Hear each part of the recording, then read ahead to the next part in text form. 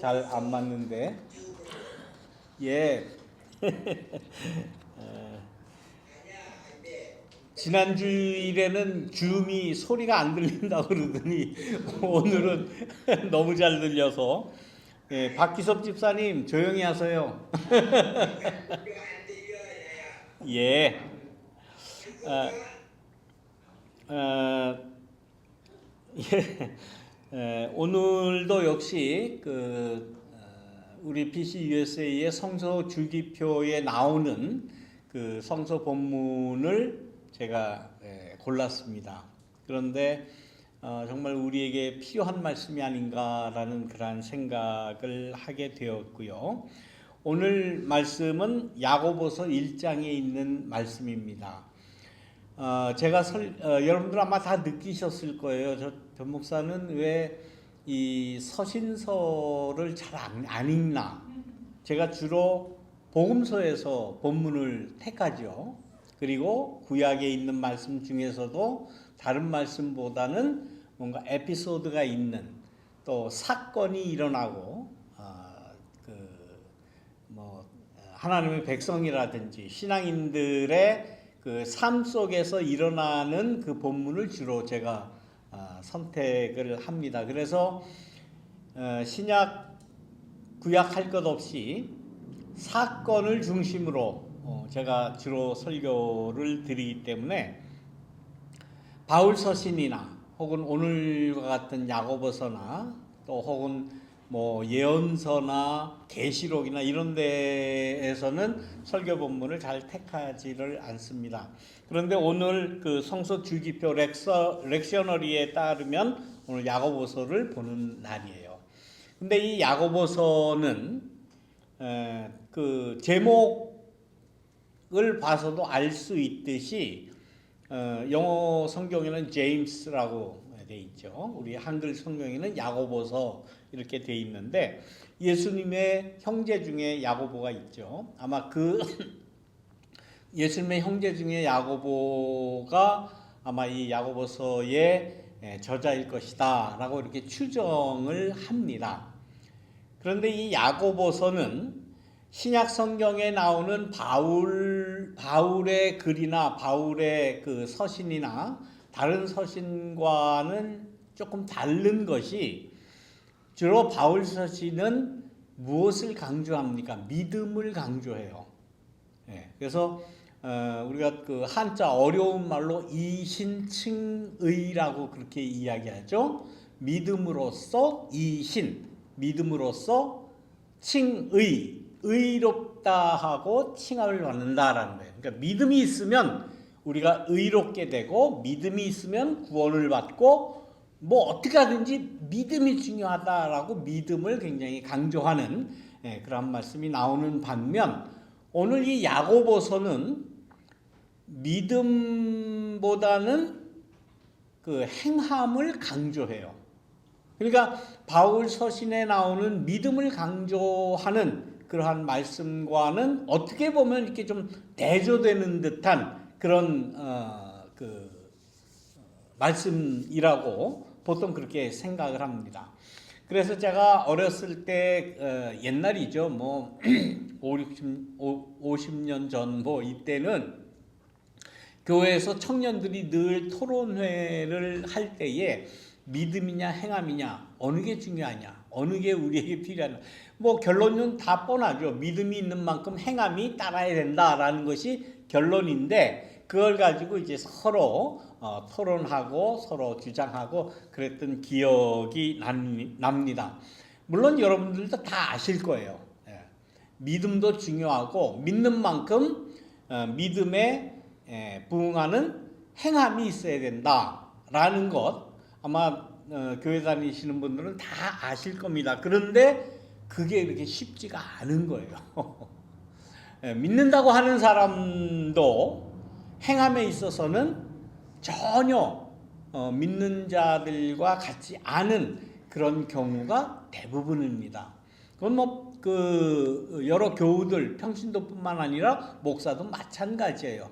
뭐 믿음이 있는 것 같이 매주 나와서 앞에 나와서 이렇게 설교하고 믿어야 우리가 구원을 받는다. 하나님의 말씀을 받들어서 선포를 하고 이렇게 한다고 그래서 제 행함이 선포하는 말씀에 부응하냐? 전혀 그렇지 못해요. 늘 그런 부족을 가지고 있습니다. 그런데 아무튼 그 밸런스를 맞추기 위해서인지 신약성경 이 야고보서는 행함을 굉장히 강조하고 행함이 있어야 된다. 행함이 없는 믿음은 뭐라 그럽니까? 죽은 믿음이다. 라고 그렇게 야고보서 2장에서는 이제 그렇게 이야기를 합니다. 그런데 오늘 우리가 정해진 그 본문 1장 19절에 가면 이 말씀에서 무엇을 지금 이야기하는가 하면은 노하기는 더디하라 이런 이야기를 하는 거예요. 노하기를 더디해라. 잠깐만요. 이게 지금 오늘 이 모든 게 왜 이렇게 꼬이고 잘 안 되는지 모르겠습니다. 이게 밑에 말씀이 나와야 제가 이걸 찍어서 여러분들 보여드릴 텐데 이게 오늘따라 이게 왜 이런지 모르겠어요. 이거 참 이게 안 나오니까 할 수 없네. 그냥 말씀 여러분들 다 잘 아는 말씀이니까. 내 사랑하는 형제들아 너희가 알거니와 사람마다 듣기는 속히 하고 말하기는 더디하며 노하기는 더디하라. 사람의 노가 하나님의 의를 이루지 못한다 라고 이렇게 이야기를 해요. 그러니까 듣는 거 빨리 듣고 아니면 듣는 거 더 많이 다른 사람 말을 더 많이 듣고 말하는 거는 더디하라 그렇게 이야기하잖아요. 우리가 보통 우스갯소리로 그렇게 이야기하잖아요. 나이가 들어갈수록 뭐는 닫고 입은 닫고 지갑은 열어라. 이게 어디 가서 젊은 사람들한테 야 이러면 안 돼. 나 때는 이랬는데 우리는 이렇게 살았는데 우리 믿음은 이런데 말만 말해도 소용이 없어요. 그런 건 안 해도 돼요. 입은 딱 닫고 어디 가서 음식값 내고 돈 내고 하면은 또 존경받는다라는 그런 우스갯소리가 아니죠. 진짜 그렇습니다. 그 어디 가서 뭐 이래라 저래라 나 때는 뭐 이렇게 나오면 그거는 이제 늙은이 취급을 받죠. 그런데 그것만 하면은 또 모르겠어요. 화를 내요. 사람들이. 아니 왜 화를 내? 화를 내는 그 이유가 뭘까요? 뭔가 지가 원하는 대로 되지 않기 때문에 그런다고 그래요. 감정이 이렇게 억압돼 있는 상태. 그 상태에서 화를 사람들은 많이 낸다고 그래요. 그 프로이드의 정신 분석학에 의하면 자아하고 내가 나를 생각하고 느끼는 나의 실존하고 원초아, 그러니까 본능과 뭔가 괴리가 생길 때에 그때의 그 괴리를 어떻게 해결하지 못해서 사람은 화를 낸다고 그래요. 그러니까 쉽게 말하면 화를 내는 거는 그 안에 다른 객체가 다른 사람이 잘못해서 화를 내는 경우가 있다고는 하나 안에 정신 분석을 하고 그 원초적인 그 원초아 안에 들어가 보면 자기의 열등감이라는 거예요. 그것이 정신분석학에서 이야기하는 사람이 왜 화를 낼까? 불안하기 때문에. 자기가 열등감이 있기 때문에 그 스트레스로 그거를 해결하기 위한 한 방편으로 화를 낸다고 그래요. 화를 낼 때에 그 화를 듣고 기분 좋아할 사람이 누가 있습니까? 아무리 좋은 이야기도 아무리 좋은 그러한 방안을 제시하고 법률을 세우고 규칙을 세우고 아무리 좋은 걸 한다고 해도 화를 내면은 그거는 오늘 본문에서 뭐라고 그럽니까? 하나님의 의를 이루지 못한다. 아무것도 안 되는 거예요. 그러니까 그놈의 경로 때문에 지금 온통 사람들이 지금 어떻게 합니까? 다 기분이 나빠요. 화는 한 사람이 냈는데 그 화내는 모습을 보고 모든 사람이 해피하지 않아. 다 불행해요. 다 짜증이 나요. 그래서 다른 사람도 덩달아서 화를 내는 게 이게 요즘 세태예요. 교회에서도 그렇습니다. 교회에서도 목사가 화를 내보십시오. 어떻게 되겠습니까? 그 꼴을 누가 보고 앉아서 뭐 하나님의 말씀이고 설교고 누가 듣겠어요? 다 도망가요. 다 안 나오지. 그래서 목사는 아무리 화가 나도 화를 내면은 안 돼요. 일단 뭐 목사도 사람이고 누구나 다 똑같은 사람인데 화가 날 때가 있지요. 그러나 화를 낼 수밖에 없는 그러한 상태에서도 화를 내면 어떻게? 아무것도 안 돼요. 그 말씀이 오늘 야고보서 1장 20절에 나오는 화는 또 노는 그놈의 경로는 하나님의 이 의를 이룰 수 없다. 내가 힘이 있는데 내가 권력이 있는데 내 명령이면 뭐 천하가 다 옴짝달싹 못하고 오금을 못 피고 그러는데 나야 화를 내도 되지라고 생각하면 그건 어리석은 사람이야.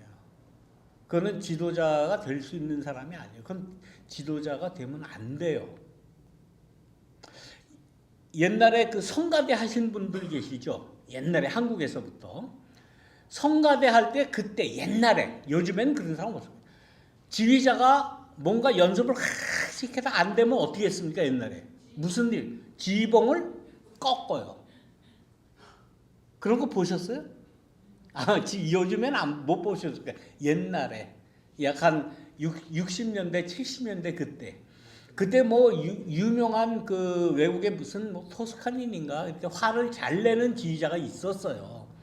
그래서 연습시키다가 마음대로 안 되면 그냥 지휘봉을 그냥 그 앞에서 막 꺾어버리는 거예요.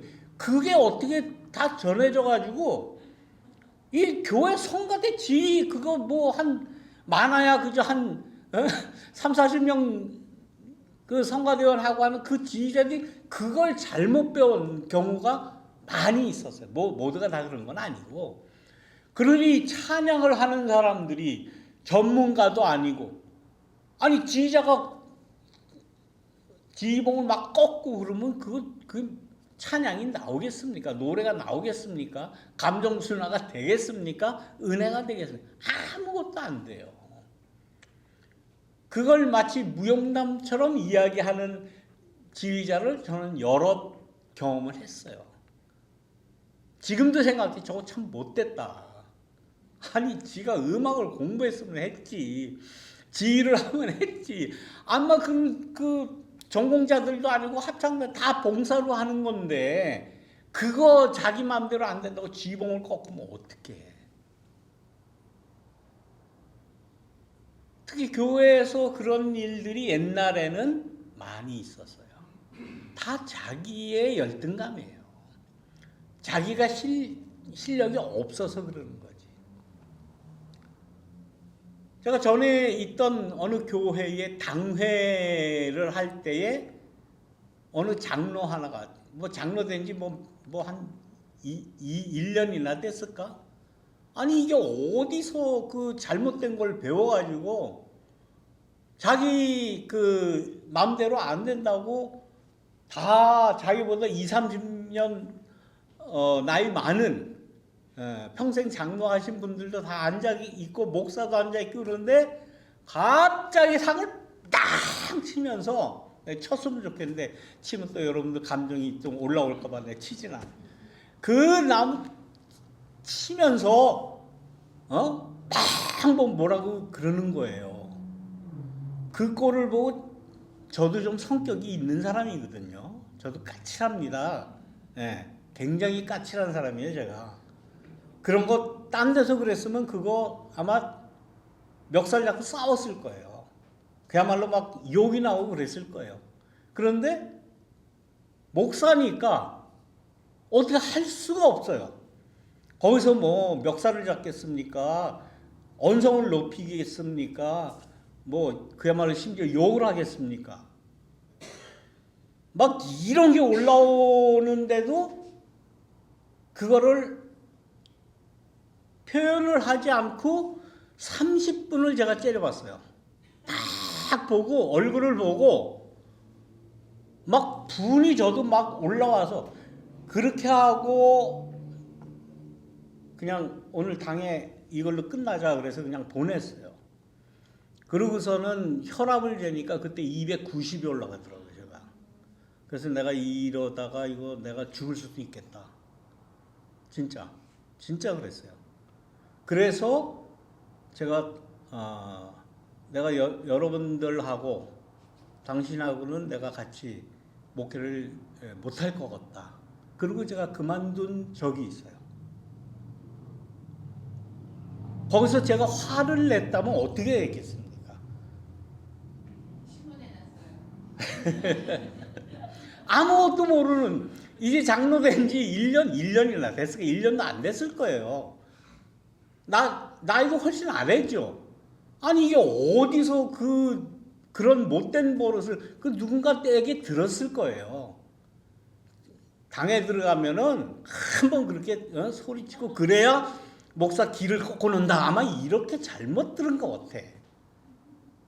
하기야 그 장인이 유명한 장로였습니다. 목사 6을 내쫓은 그런 그 경력이 있는 그 집안이에요. 그래서 아마 그 장인한테 아마 잘못 이게 전해 들었을 것이다라고 저는 추측을 하는데, 예, 아무튼 그런 그 일이 있어요. 이렇게 화를 내면은 이건 아무것도 안 되는 거예요. 인간관계도 안 되죠. 목회도 안 되죠. 당회도 안 돼요. 그런 상태에서 무슨 당회를 하고 뭐 성도들을 어떻게 받들고 뭐 이렇게 합시다 저렇게 합시다 어떻게 얘기를 하겠어요. 그러니까 뭐 아무것도 할 수가 없으니까 그냥 빤히 30분을 쳐다봤어요. 그러니까 뭐 다른 장로님들도 뭐 어쩔 줄을 모르죠. 뭔가 얘기를 하고 이거 어떻게 뭐 마무리를 지어야 될 텐데 화도 안 내고 뭐라고 얘기도 안 하고 빤히 30분을 쳐다보고 있으니까 지가 그렇게 치고 그래서 뭐 미안한지 그냥 쓱 나가버리더라고요. 그래서 그냥 오늘은 여기서 마칩시다 하고 이제 마친 그런 경험도 제가 있어요. 제가 여러분들 지금도 모르겠어요. 뭐 아무리 여러분들 그러실 분은 전혀 없다고 생각. 그래도 저는 절대로 화를 안 냅니다. 왜냐하면 화를 내면 경노하면은 아무것도 안 돼요. 인간관계도 안 되고 비즈니스도 안 되고 일도 안 되고 더군다나 교회 일, 이 하나님의 일도 안 되고 그야말로 말씀대로 하나님의 의를 이룰 수 없기 때문이에요. 아무것도 안 돼요. 그러니까 오늘 말씀은 간단합니다. 아무리 화가 나도 화는 내지 마라. 그냥 네 안에서 삭히라는 거예요. 네 안에서 삭히. 혼자. 모든 사람들이 보면 그 상황이 어떤 상황인지 다 아는 것 아닙니까? 저는 지난주부터 드라마를 한 편 봤어요. 여러분들 혹시 보시는 분 계시는지 모르겠어요. 빠찡꼬라고 들어보셨어요? 들어는 보셨죠? 근데 보신 분 계십니까? 아무도 안 보신 것 같은데. 제가 한 달에 한 10분씩 내야 그거 보는 거거든요. 애플 플러스에서 나오는. 제가 다 냈으니까 여러분들 오시면 여기다 이렇게 크게 틀어놓고 한번 같이 봐도 좋을 만한 그런 드라마인데 거기에 나오는 딱 한 그 에피소드만 말씀을 드리고 연관이 되는 말씀이 내용이니까 1923년, 24년 그때에 조선반도에서 일본으로 가서 제일 동포라고 그러죠. 제일 동포 커뮤니티를 이루면서 한 목사가 갑니다. 근데 이 목사는 몸이 굉장히 약해요. 그래서 아무튼 가서 목회를 하는데 정말 헌신적으로 해서 온 교인들이 다 신뢰하고 존경하고 또 그 목사는 열심히 정말 헌신적으로 제일동포 1923년도 24년도에 제일동포들이 얼마나 고생을 했겠어요. 태평양 전쟁 그 당시에 정말 그 강제 노역으로 끌려간 사람들도 있고 그 상태에서 얼마나 고생을 했겠습니까? 이 목사는 거기에서 강제 노동하는 그 강제 노동자들의 임금을 조선에서 끌려가든지 아무튼 갔든지 하는 그 사람들이 정당한 임금을 받을 수 있도록 노력하고 뭐 여기저기 쫓아다니고 하는 그런 일을 한 거예요. 그런데 어느 날 경찰이 와서 잡아갔어요. 알고 보니까 이 목사가 빨갱이 활동을 했다. 노조 활동을 했다라는 거죠. 그래가지고 잡혀가서 7년을 삽니다. 감옥에서. 7년 이후에 다 죽어가는 모습으로 뭐 어떻게 해서 아무튼 누가 이렇게 뒤에서 빼주긴 했는데 그 내용까지 말씀드릴 건 없고 아무튼 7년 만에 다시 집으로 돌아왔어요. 부인 있는데 그 집으로 어떻게 찾아서 왔어요. 그러면서 집에 왔으니까 의사를 불러다 치료를 하고 그러는데 의사 말이 옛날에는 뭐 다 먹지 못하고 고생하고 그러니까 뭡니까? 폐결핵이 걸리죠. 폐혈종이 걸려서 이미 폐에 물이 차서 며칠 못 삽니다. 아니 오늘 저녁에 죽을 수도 있습니다. 라고 사형 언도를 내립니다. 그때에 이 목사가 아들이 둘이 있었는데 큰아들한테 너 빨리 저 교회 가서 그러니까 그 아버지 그 목사가 목회하던 그 교회 가서 그 사찰 그 사찰을 좀 오라 그래라. 그러니까 이 아들은 전혀 내용을 모르고 그분이 지금 사찰이 아니라 목사님이 되셨습니다. 그 전에 있던 목사님이 돌아가셔서 그 사찰이 목사가 되고 그 사찰도 모든 교인들이 다 존경하는 목사가 됐어요. 그러니까 그 조그만 아들이 가서 그 사찰 옛날에 사찰이었던 사찰 그러면 여러분 모르시나요? 사찰이 뭔가 하면 교회 관리, 교회 관리. 그래서 교회 뭐 화장실 청소도 하고 또 이런 교회당 청소도 하고 다 그런 그 일을 하는 사람을 옛날에는 사찰이라고 했어요. 교회 관리인. 그런데 그 사람이 이제 목사가 됐다는 거예요. 그래서 그러니까 이 아버지는 7년이나 감옥에 갇혔으니까 모르죠. 그럼 아무튼 목사님 불러와라. 그리고 불러와서 얘기를 하는데 아들을 놓고 얘기를 하는데 이 아버지가 7년 동안 감옥에 있던 이 아버지가 그 옛날에 사찰이었던 관리인이었던 그 새 목사 젊은 목사에게 이야기합니다. 네가 나를 밀고 했지 라고 단도직입적으로 이야기합니다. 그러니까 어떻게 거부를 못하고 맞습니다. 제가 밀고 했습니다. 잘못했습니다. 그때서야 얘기를 합니다. 그 왜 그랬느냐? 그랬더니 목사님이 모든 교인들로부터 존경을 받고 다 모든 교인들이 목사님을 따르는 그 모습이 그렇게 너무 부러웠습니다. 심지어는 증오스러울 정도로 나도 저런 목사의 그 지위에 좀 올랐으면 좋겠다라는 생각에 당신을 밀고 했습니다. 그 결과 이 목사는 7년을 사는 거예요. 감옥에. 그리고 이제 다 죽어가는 몸으로 왔어요. 그리고서는 그 새로 된 그 관리인이었던 사찰이었던 그 목사가 화해를 하기보다는 그냥 떠나가 버립니다.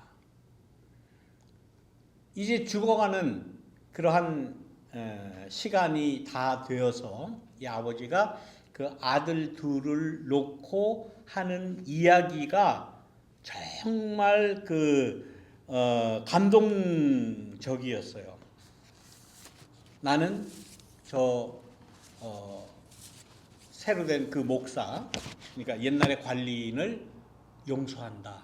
아들 그 좀 큰 아이가 아니 저걸 어떻게 용서를 하느냐고, 아버지가 7년 동안이나 감옥에 가서 고생하고 죽을 병을 얻어서 지금 죽어가고 있는데 저걸 어떻게 용서하느냐고 막 이 아들이 그야말로 흥분돼서 그러면 안 된다고. 그러니까 이 목사가 죽어가면서 나는 용서한다. 따지고 보면 저 사람이나 나나 우리나 똑같은 운명이다. 똑같은 운명이야. 다른 거 없어. 그러면서 똑같은 처지에 놓여 있는 것이고, 그래서 나는 그가 젊은 그 목사가 왜 나를 밀고 했는지, 왜 나를 감옥에 들어가게 했는지 그 사정을 내가 이해를 한다. 알겠다. 그러면서 하는 말이 자비라는 것, 용서라는 것, 이거는 어떤 권력이 있어서 권력을 가지고 시혜를 베풀고 은혜를 베풀고 사랑의 자비를 나눠주는 것, 그게 아니다라는 거예요. 자비는, 용서는 그의 상황을, 그의 형편을 인정하는 거다 라는 말을 하고 이 아버지 목사가 죽습니다. 그런 내용이 그 빠찡코에 나와요. 어떤 소설보다, 어떤 설교보다 저는 훌륭한 그러한 작품이 아닌가라는 그런 생각을 했어요. 인정해 주는 것, 그의 형편을 인정해 주는 것, 그의 죄악을, 그의 잘못됨을, 그의 모순을 그도 그럴 수밖에 없었다라는 것을 인정해주고, 너나 나나 똑같은 처지고 똑같은 운명에 놓여 있다라는 것을 인정하는 것, 그것이 용서고 그것이 자비다라고 이제 이야기를 합니다.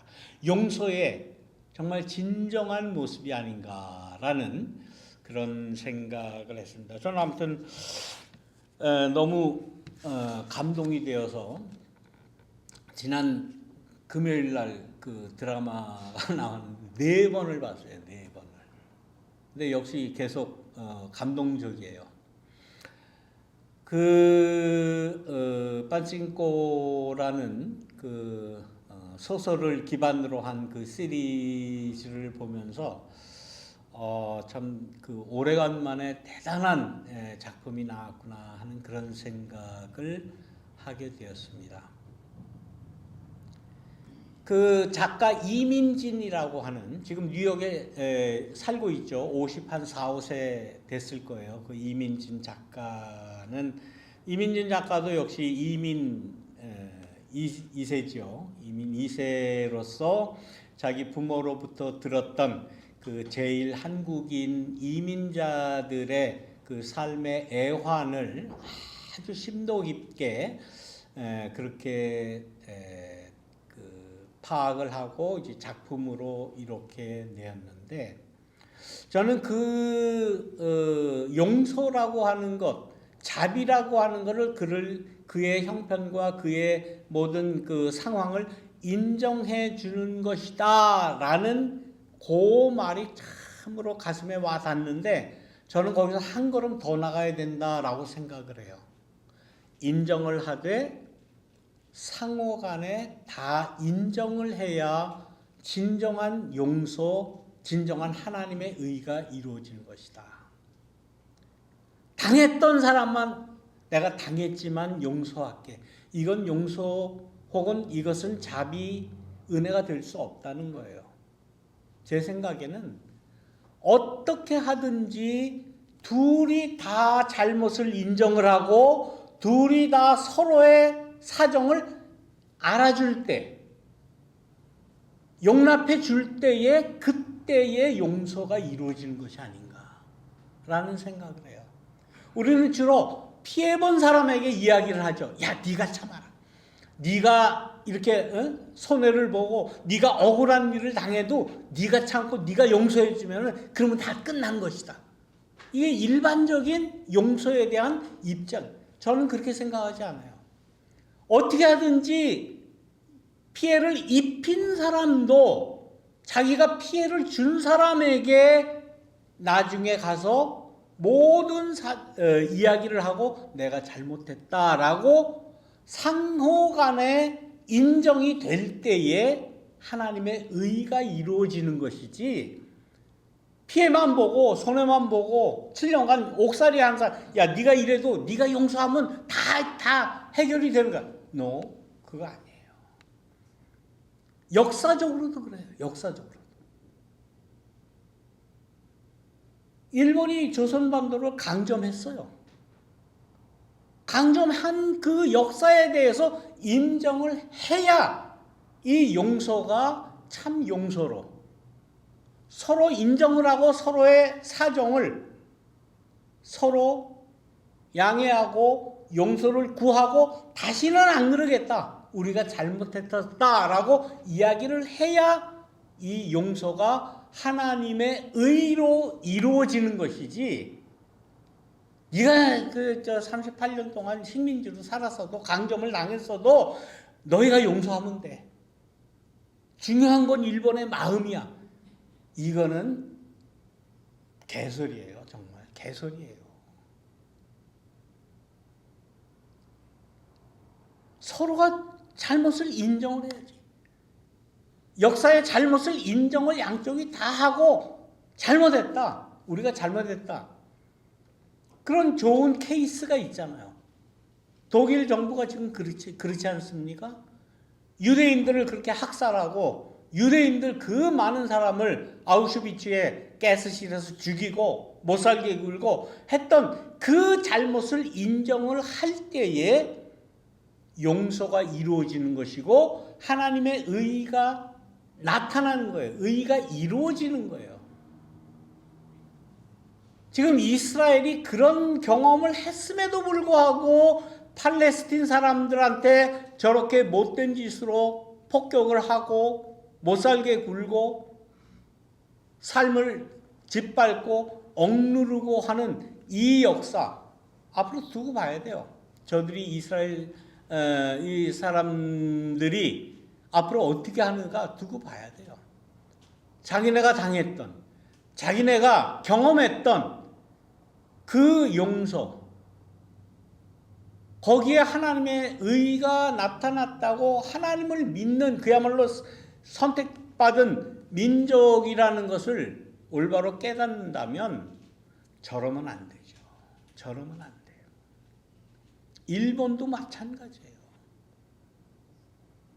조선반도를 얼마나 강점을 했고 얼마나 수탈을 했고 얼마나 많은 학살을 했고 잘못 인정 아직도 안 합니다. 아직도 안 해요. 그걸 가지고 지금에 와서 다 지난 시간인데 옛날에는 다 그랬다, 옛날에는 다 그거 어쩔 수 없다, 너희가 참아라, 너희가 용서해라, 한국 사람 너희가 용서하고 일본 하자는 대로 하자. 이거는 하나님의 의가 아닙니다. 이민진 작가는 그렇게 인정을 하는 것이라고 하고 거기에서 끝나는지 모르겠어요. 뒤에 나오는 스토리는 어떻게 될지는 모르겠지만은 그것만 가지고는 하나님의 의가 이루어지지 않는 거예요. 피해를 준 사람이 진정으로 역사의 잘못을 인정을 하고 회개를 하고 용서를 구하고 거기에 상응하는 자기의 책임을 다 할 때 하나님의 의가 이루어지는 것이다 라고 이야기를 합니다. 오늘 우리가 읽은 복음서에 있는 말씀, 마태복음 11장에 있는 말씀, 수고하고 무거운 짐진 자들아 다 내게로 오라, 내가 너희를 쉬게 하리라. 나는 마음이 온유하고 겸손하니. 예수님의 마음은 온유한 분이에요. 화를 내는 분이 아니에요.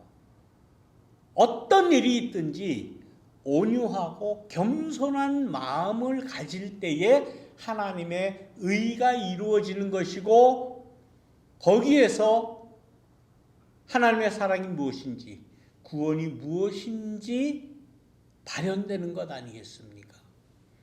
예수님의 아무리 십자가의 피 흘림과 십자가의 사랑과 예수님의 몸과 피를 기념한다고 이렇게 성찬식을 해도 내가 잘못한 것이다 라는 그러한 회개가 없다면, 내 삶의 전환이 없다면 그건 맨날 성찬식 해봐야 소용이 없는 거예요. 우리가 성찬식을 대할 때마다 우리의 마음을 고쳐먹고, 물론 또 잘못하고 또 화내고 또 하죠. 그러나 그 때마다 계속해서 우리의 마음을 회개할 때에, 그때에 하나님의 구원이 이루어지는 것이고 하나님의 의가 이루어지는 것이지, 회개도 하지 않고 계속 화는 화대로 내고 자기 고집은 고집대로 부리고 폭력은 폭력대로 행사하고, 그래도 난 교회 나갔으니까, 그래도 난 헌금 냈으니까, 그래도 난 교회에서 직분 받았으니까 나는 구원받았다. 구원이 없죠. 그거는 하나님의 의가 이루어지지 않는 거예요. 예수님에게서 우리가 배울 것은 뭡니까? 그렇게 해서 자기의 잘못을 깨닫지 않기 때문에 우리는 예수님의 십자가를 볼 때 그 예수님의 죽음이 나의 잘못 때문에 예수님이 십자가에 달리셨다라고 고백하는 겁니다. 예수님의 그 온유함이 우리의 삶에 깃들기를 바랍니다. 화내지 마세요. 기도하겠습니다. 하나님 감사합니다. 이 시간 예수님의 그 온유한 마음을 우리가 배우기를 원합니다. 이 세상 화 없이 분내지 않고 어떻게 살아갑니까? 물론 우리의 삶이 너무나 척박하기에 분도 내고 화도 내고 소리도 지르고 역정을 내면서 우리가 살아갑니다. 그러나 그때마다 다시금 예수님의 십자가를 기억하면서 예수님의 온유한 마음을 기억하면서 우리가 회개하며 살아갈 수 있도록 인도하여 주옵소서. 예수님의 이름으로 기도드립니다. 아멘.